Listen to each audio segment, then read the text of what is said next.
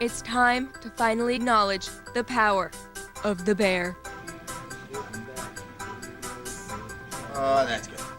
That's good. That's good. A game has finally come along to combine the ferociousness of a bear with the treacherousness of a flying bear. That game, Banjo Pilot. And what a deliverance Banjo Pilot is. Bears all around the world have come to the X-Play offices to let us know how happy they are with Banjo Pilot. They can barely contain their glee with this one. Kart-style racing games are nothing new, but they barely bothered to scratch the surface of what can be done. So adding planes seems a perfectly logical way to do things. I mean, who doesn't like flying bears? It's no secret what you get with Banjo Pilot. Power-ups, choice of races, and fun, silly characters doing fun, silly things. Though, why a bird needs to fly around in a plane is a mystery we can barely comprehend. Speaking of bears... Yeah, I know. It was like having one of those tough days. Really tense right there. Obviously, because we've seen it all in this blasé society we live in. You'll be able to unlock even more characters as you move through the game. Like the lovely and talented Humba Wumba. She's tough. She'll get knocked down, but she'll get up again. You're never gonna keep her down. Not even you, Mr. Bear. Let's talk tracks. They're not 14, not 15, but 16. Yes, 16 tracks for you to drive through. I can't bear all this excitement. And let's not forget the boss dog fights, which are just unbearable. Bear left, Banjo! Bear left! It's also very exciting. It just makes you want to dance, dance, dance. Dance machine. Now, the game skews young. Real young. However, adults can enjoy it too, particularly adults with extended adolescence. You know the type. So, bears of the world, cherish this moment. A game like Banjo Pilot may never come around again. Banjo Pilot gets 3 picnic baskets out of 5.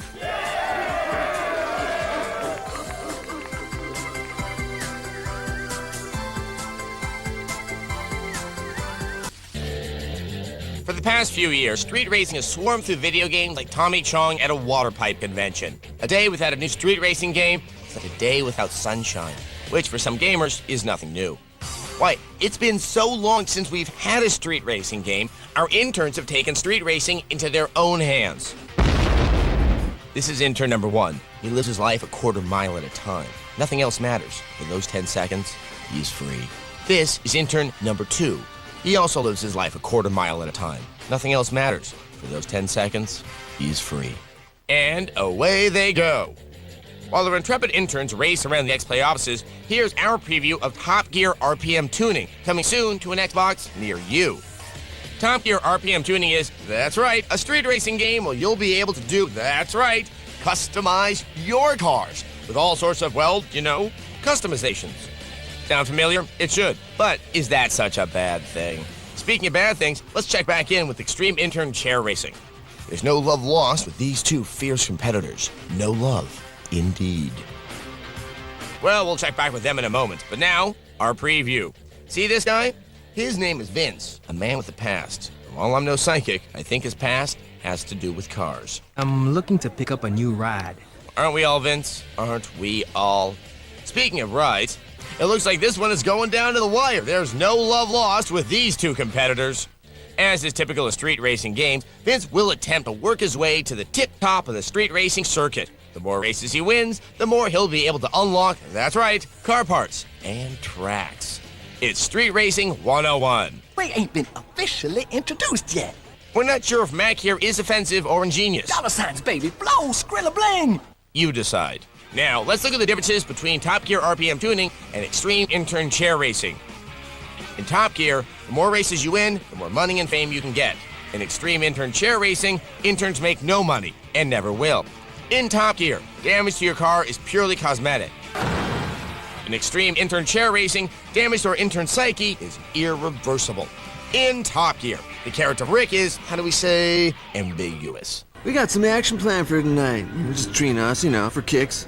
In Extreme Intern Chair Racing, our interns are all man. Top Gear will be a budget title, making it easily affordable. In Extreme Intern Chair Racing, our interns make no money, and never will. So, if you like all things street racing and you like all games cheap, be on the lookout for Top Gear RPM tuning. You'll be the big winner on your block. And in Extreme Intern Chair Racing, we're all winners.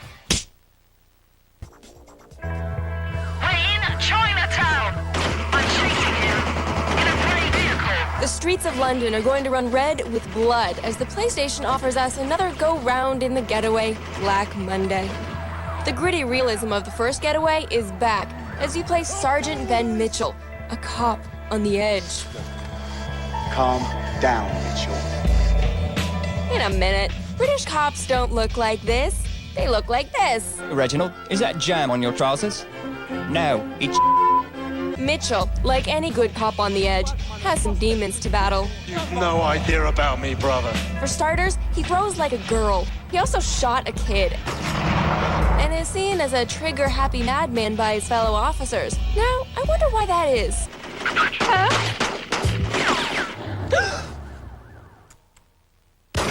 I say, Reginald, that looks like you at an Irish march. Halfway through the game, you'll enter to the story of Eddie O'Connor, a former boxer who has turned to a life of crime, but has a heart of gold. Don't think I won't break your neck, you scrawny bitch. Well, maybe it's a heart of silver. Fine, no one in this game has any redeeming qualities, as you'll see from this potty mouth montage. Whatever you do, don't lose that. The big one on the end of my. Who's the what lady? That's a I'm my pants now. She was my You look awful. It could be gold 11 bears as far as you're concerned. Just them in. Not Martin Sheen. Be quiet. Jesus Christ. I haven't heard cussing like that since I f***ed your mum. Obviously, this game is not for children, nor, apparently, is this review. The real cursing will begin once you realize how troublesome the gameplay is. Much like the first getaway, the idea is to pull you into the seedy world of the story. That means there's no inventory to keep track of or life bar to worry about. You'll just bleed and bleed until you die. This is interesting and does make the game feel real. However, the main problem with trying to make a game hyper-realistic is that most people don't know the streets of London. And with no in-game map, you'll be constantly pressing pause to figure out how to get to your target. The redeeming feature of the driving is it moves well and breathes life into the streets of London. Just remember, they drive on the left side of the road. The biggest difficulty comes up when you're forced to do a stealth mission. Very little is offered in the way of camera movement, making it impossible to see all of your enemies. As you try to sneak past a guard, you'll be shot from behind. I say, Reginald, she goes down easier than a top from Shaftesbury. And don't even get me started on the escort missions. Would you just get in the car? Oh, great. Now you're dead. Black Monday seemed to be more concerned with creating a Guy Ritchie movie than with actually making a playable game. Pretend I didn't see that. While the story is entertaining, It's my job. more time should have been spent on making the game as engaging. Getaway, Black Monday, gets away with a 3 out of 5. Gets away with. Who writes this?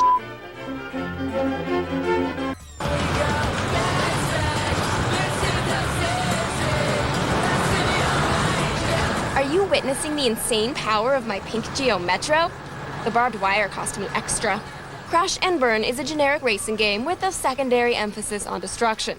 You can tune and tweak your cars to a mind-numbing degree, but the only thing I was really interested in were the straightforward upgrades, like a faster engine, for example, or better tires. Though the cars never seem to make it through the races intact. A lot of the racing is more dependent on luck than straight skill. Appropriate to the moniker, there is a lot of crashing, and some brief burning. No attempt is made by any of the drivers to avoid hitting anything. Everyone's an angry driver, and though you do collect bonus points for wrecking an opponent, many cars won't cross the finish line with or without your help. The burning holes of your defeated opponents litter the course as makeshift obstacles. There's a wreck. Debris all over the track. Get off me! The courses all look pretty much the same. The laps are also really short and only take about 30 seconds to complete. That's a new fastest lap. You're carried through a series of these races to earn those upgrades and new decals. But I don't have to tell you this. You've heard all this before. You've also heard all this.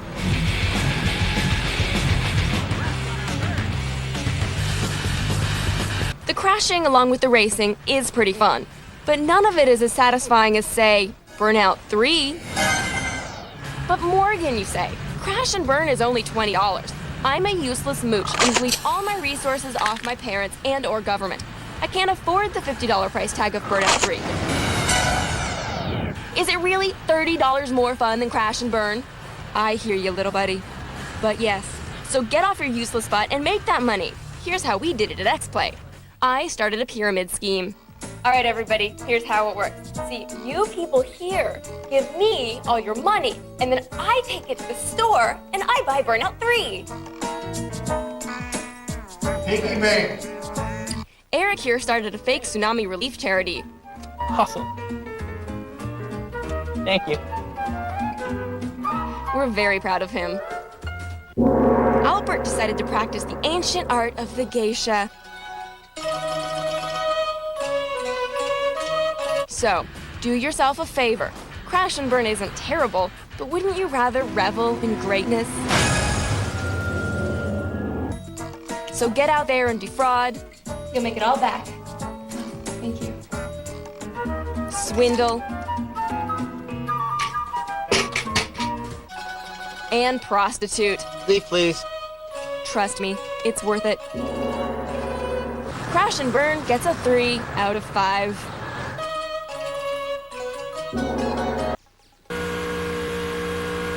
Eastbound and down, loaded up and driving. I'm gonna do what they say can't be done. I've got a long way to go and a short time to get there. I'm eastbound, just watch old Sessler run. The name's Sessler, Adam Sessler. I'm a ridge racer, I make no apologies. And I really like the DS, and for that, I'll never apologize. And now, because somebody somewhere asked for it, Ridge Racer has entered the Nintendo DS world. If you're around back in the year 2000 and played Ridge Racer 64, then this quote-unquote new Ridge Racer may look familiar, or should I say, extremely familiar. It's pretty much the same game.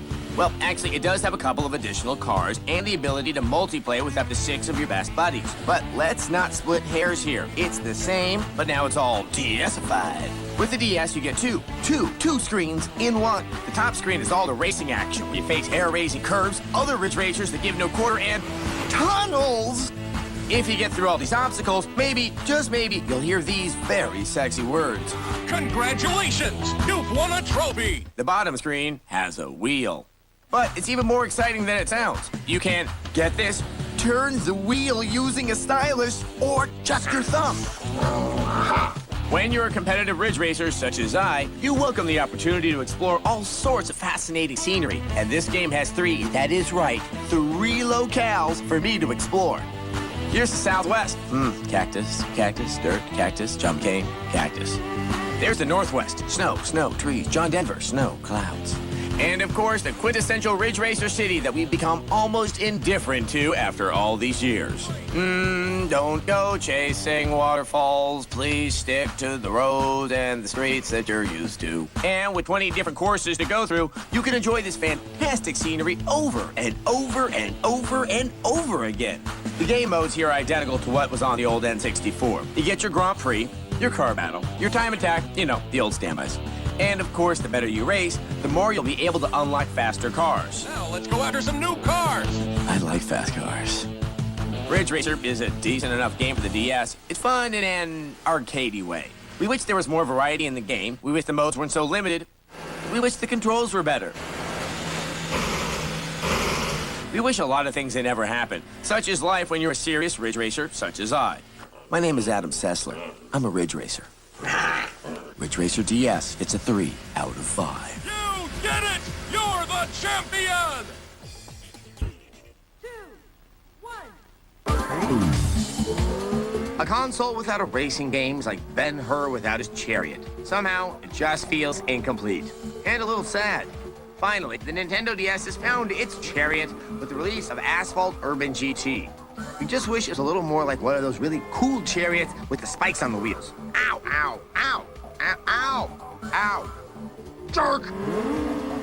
Under the hood, the cars in this arcade racer are a blast to drive, and the whole package looks slick. You'll dodge traffic-littered streets and nitro boost your way to victory. And wait a minute, this reminds me of something. Oh, that's what it is. Asphalt Urban GT is a completely derivative racer trying to emulate franchises like Burnout and Need for Speed. I guess if Asphalt Urban GT is jumping on a bandwagon, at least it's jumping on a good bandwagon. Fly like an eagle, little Hummer. Make Papa Schwarzenegger proud. At least I don't have to worry about avoiding things like trees or overpasses.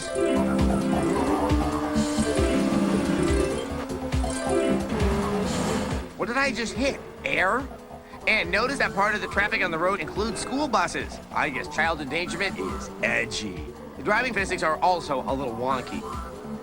Holy are those flying cars? I thought Lisa Left Eye Lopez was already dead.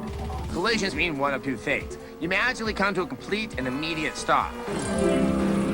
Or you do 250-mile-an-hour spin and keep on driving. See, I didn't even lose my spot in the race. Oh, and all the cars seem to be made out of some unbreakable alien material. But I guess the lack of crash damage isn't surprising in a handheld game. The wireless multiplayer is a cool trick, but in the end, we're left wondering why this game needed to be on the DS. Oh yeah, there is a bottom screen, but all you'll find on it are maps and menus.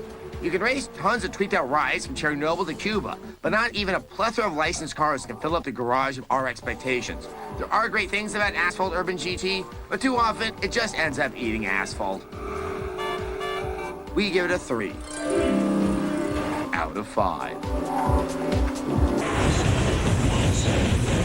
Straight from the bad idea file comes Monster Garage. If you watch any amount of television, your chances of avoiding Jesse James, the gearhead behind the show, aren't good. The game takes actual challenges from the show and asks you to complete them, which means transforming vehicles into crazy contraptions. This week's challenge: take a 1968 Ford Bronco and turn it into a 1968 Ford Bronco. As popular as the show is, this game isn't going to make any new fans. You begin by buying parts. Everyone knows how men love to shop. Once you have the parts, you could enlist the services of all-star wrench monkeys to do some of the dirty work. But you have to do a lot of it yourself. Who needs Ninja Gaiden when you can unscrew bolts in Monster Garage? Things get really interesting when you're asked to remove body panels.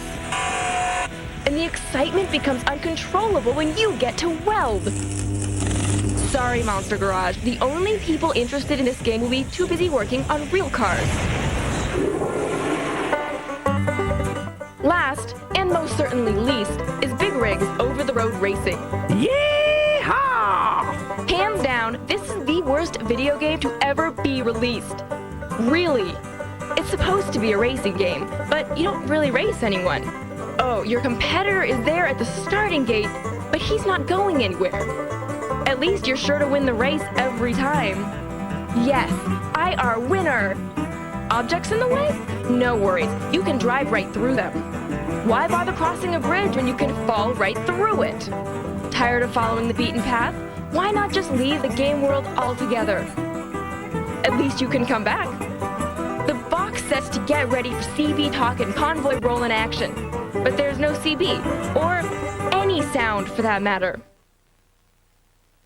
And the last time we checked, one rig does not equal a convoy.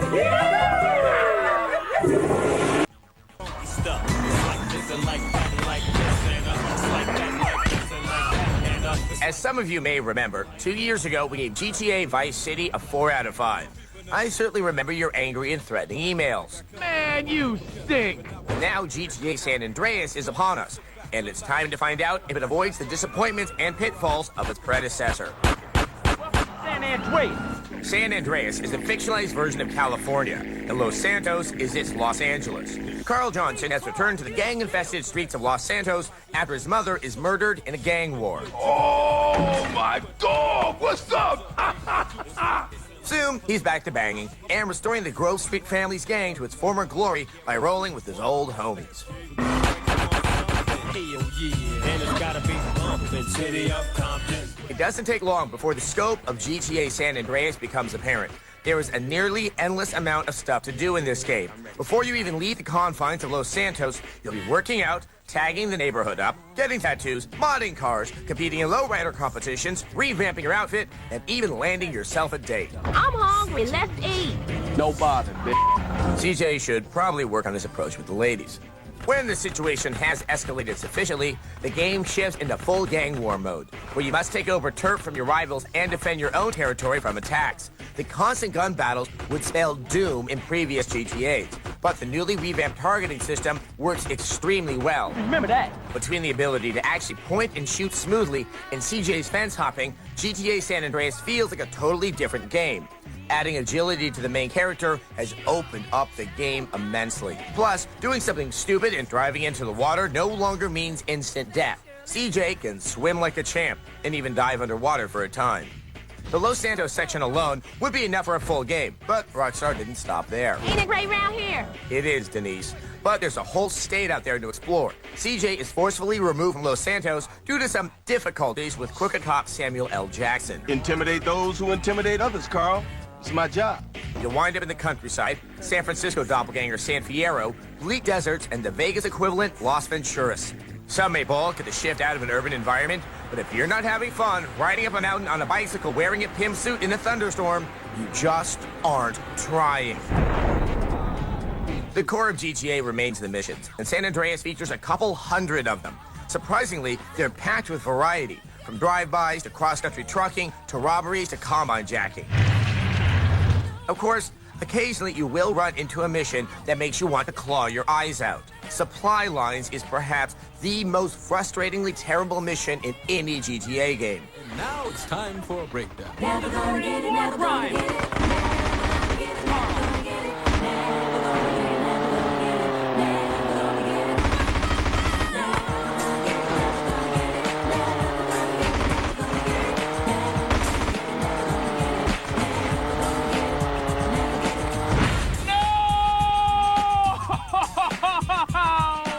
I don't know who designs supply lines, but they're on my list of people I want to pound and pound with a shovel.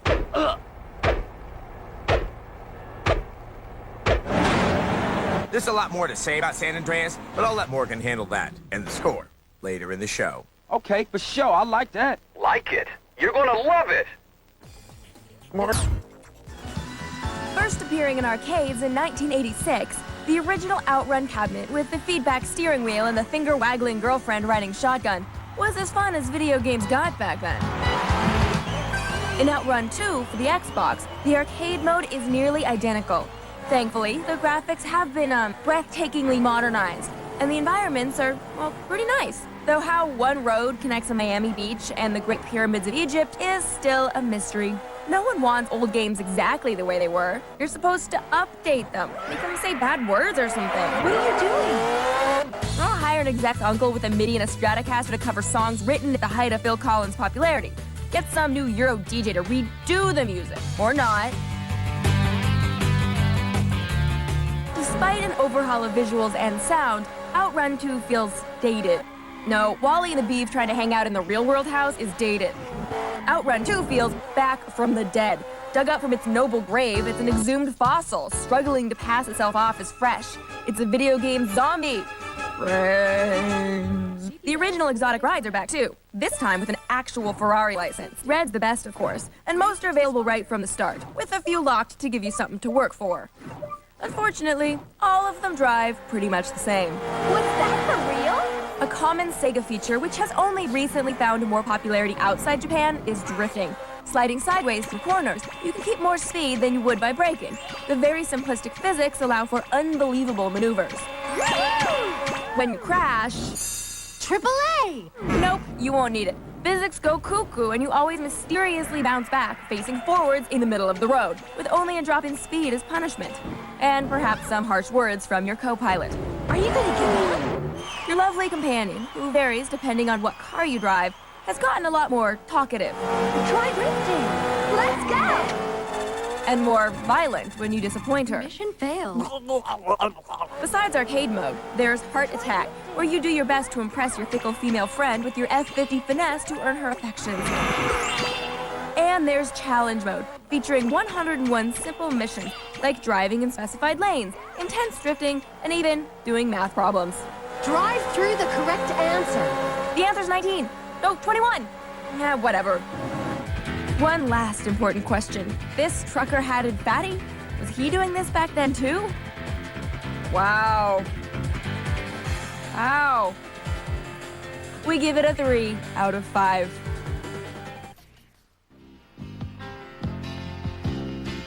Just a good old boy. I always loved Friday nights as a kid. Sometimes I'd make shrinky dinks. Sometimes I'd beat my brother. Sometimes I played Connect 4, but I always watched the Dukes of Hazzard on CBS. Now, Ubisoft drags out this venerable license with the Dukes of Hazzard, Return of the General Lee. I felt as happy as a little girl until I started playing it. The game's missions are laid out to feel like an episode of the TV show, and that part works fairly well. Everyone's here. The Dukes, Boss Hogg, Sheriff Roscoe, and the rest, along with General Hijinks. Amusing ineptitude, and overall ruckus raisin. If the General Lee is good for one thing, it's frustrating the law. And me. Whether you drive from behind the car or glued onto the front bumper, realize that your tires are bald and gravity is a quarter of Earth normal. This is an attempt to create the freewheelin' power sliding action of the TV show, but the result is an irritating lack of control.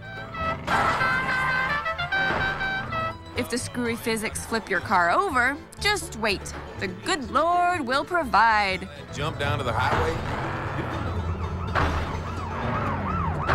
Hallelujah! Navigating is a chore too. If you roam freely, you'll just get lost. If you use the overlay map, you'll crash. It's like Boss Hogg stole all the fun from Hazard County and locked it away. Ooh, it must be in here. Fun, you will be mine!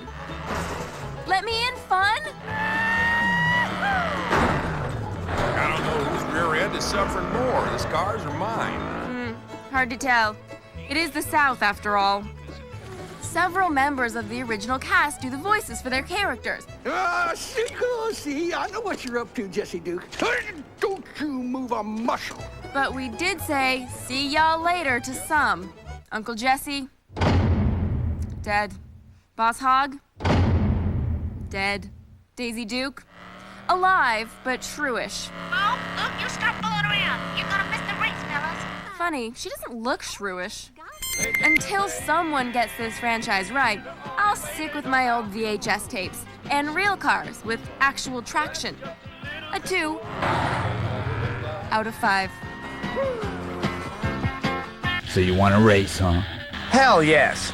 Well, let's see what you're made of. On your marks. Get set. Load.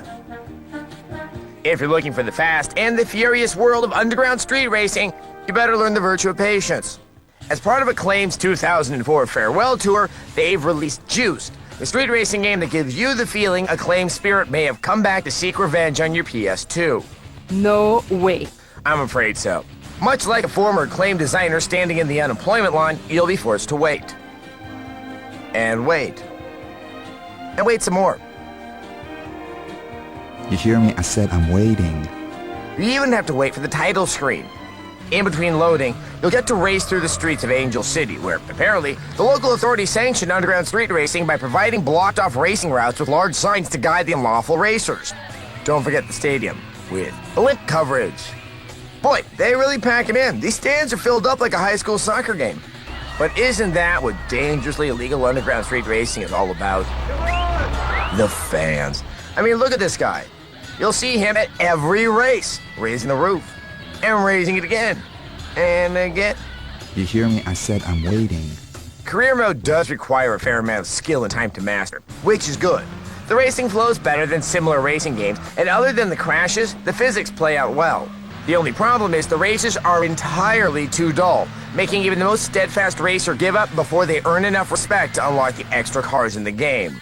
That collection has got to be worth some real cream. Thanks? The college boys of the local crew, Omega Tau, won't pretend to make you welcome in their fraternity.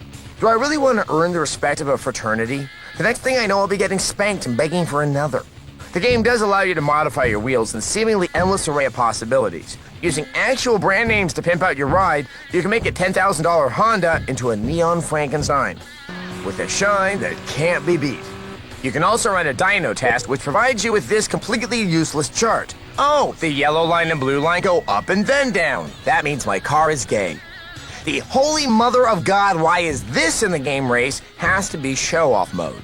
You have your choice of 4 moves that spin you in a circle, each more boring than the next. They actually give points for doing donuts? Juiced is not for casual gamers, but if you're looking for a challenge, career mode won't disappoint. The respect system provides an interesting and cool way to unlock the 50 licensed cars. Gearheads will appreciate the brand name modifications and the infinite possibilities for pimping out their rides. So, if you want a challenge and don't mind the lengthy loading times, Juiced might just be the racing game for you. We give Juiced a 3 out of 5. And I know at least one person looking forward to playing it.